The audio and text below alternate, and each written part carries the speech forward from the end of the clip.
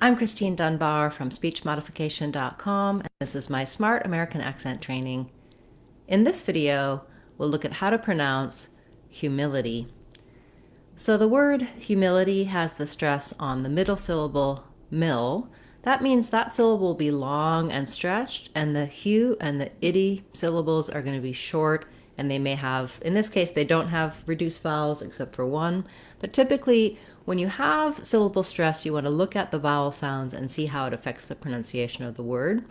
I like starting on the stress syllable because it really helps you get the rhythm and tends to be a good way to remember how to stretch and stress on the word. So for humility, that would sound like mility. Then you can add back your first syllable. Mility, humility. Looking at the HU, so the letter U in English can say lots of different sounds. It can say oo or but in this word it says the oo sound plus the glide ya. So I've rewritten that here for you with the letter Y and two O's because that's typical for the U combination. It's also like the word you.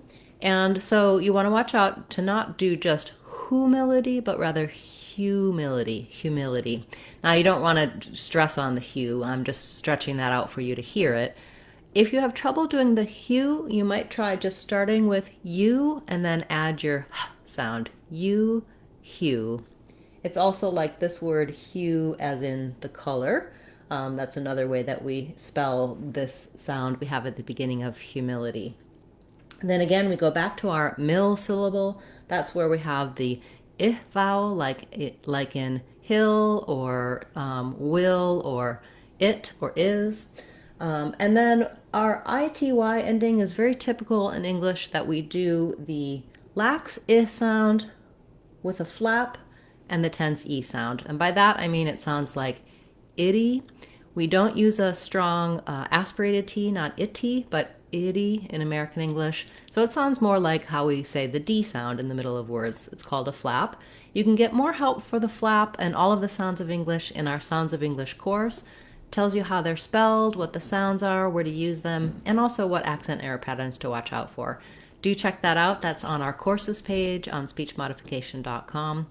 For the itty ending, I've rewritten it here with more of a schwa, uddy, humility. It does typically have the I sound, but because that's a little bit harder to spell out, thinking about it, you want to just avoid doing ed. You don't want this I to sound like the tense E at the end. So you want these to contrast to each other. Often I'll hear things like ed or id, humility or humility. People have a tendency to want to do the same vowel for both. That's just a natural pattern in speech that we call assimilation, where sounds that are close to each other in close proximity in a word, we want to do them the same. So practicing just the itty, city, pretty, humility, quantity, quality can be helpful because that's such a common ending sound for words. And it goes by quickly. It's not stressed here, so it's easy to have an accent error pattern on that. Once you can say humility by itself, do try practicing that in some short phrases so it comes naturally and easily to you as you're speaking. For example, I try to have humility when I'm talking about my accomplishments.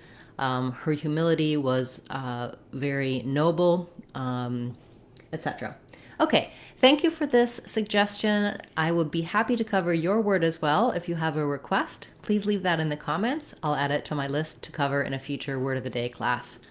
I'll be back again tomorrow with our next Word of the Day, as well as on Friday, we'll have our live question and answer class. You can attend that on YouTube, put your questions in the chat, and I'll answer them for you live. We hold those each Friday at 12 o'clock Seattle time, 3 o'clock Eastern time. I hope you can join us.